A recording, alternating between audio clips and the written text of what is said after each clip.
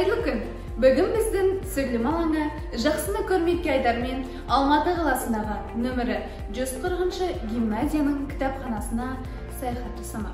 Олай болса, саяхатымызды бастайық. Бұл гимназияның кітапханасына көтерілетін дәліз. Өздеріңіз көріп отырғандай қанатты сөздермен безендірілген.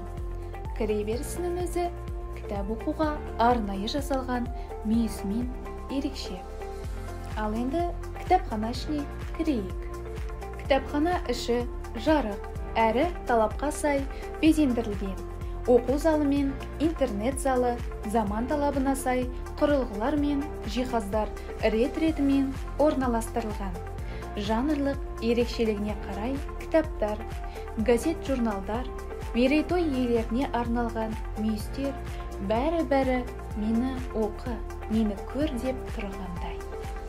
Оқуға құштар мектеп ретінде кітап оқуға жасалған барлық мүмкіндіктер гимназия басшысының, сондай-ақ кітапхана меңгерушісінің тыңғылықты еңбегінің нәтижесі екені белгілі.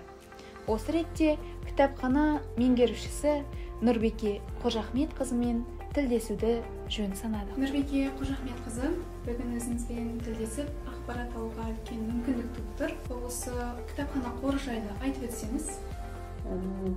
Мұқағали Мақатаев атындағы гимназияның мектеп кітапханасында 4720 дана әдеби кітаптар бар. Оның ішінде балаларға арналған бөлек кітап, қазақ жазушыларының кітаптары, одан қалса қазақ тіліне аударылған шетел әдебиеттерінің аударма кітаптарымен толықтырылған. Керемет, тамаша. Кітапханаға күніне неше оқырман келеді? Кітапханаға жоқ дегенде күніне 150, ары кетсе 200 оқушыдай қабылдай аламыз. Жақсы. Қандай кітаптарды оқуға кеңес бересіз?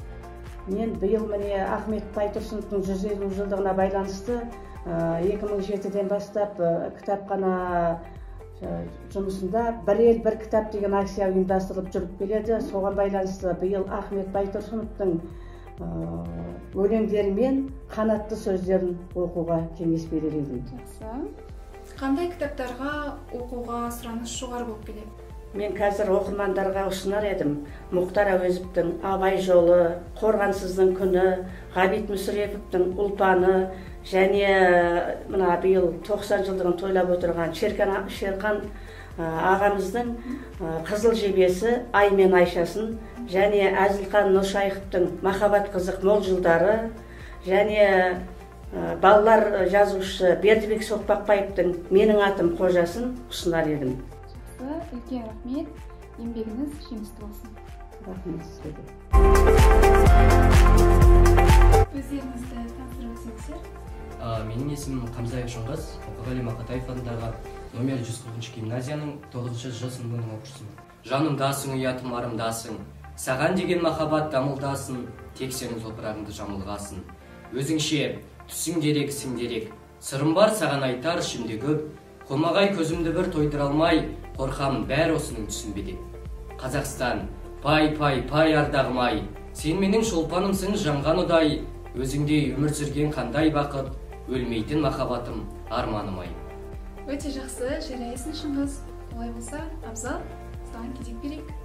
Жасырмай, ойымды айттым талай, қайтейін кетті бәрі қарайламай, айтарын ашып айтқан абайламай, дариғай, Махамбеттер абайларай. Керемет, жарайсыздар, талаптарыңызға нұры жаусын.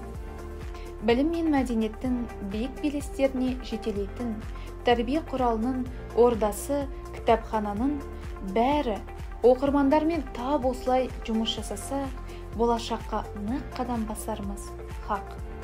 Кітапханадағы әрбір деталь орналасу талғамымен таңдай қақтырады. Не деген шеберлік дерсің? Бұл тек өз ісін сүйетіндердің ғана қолынан келетіні анық.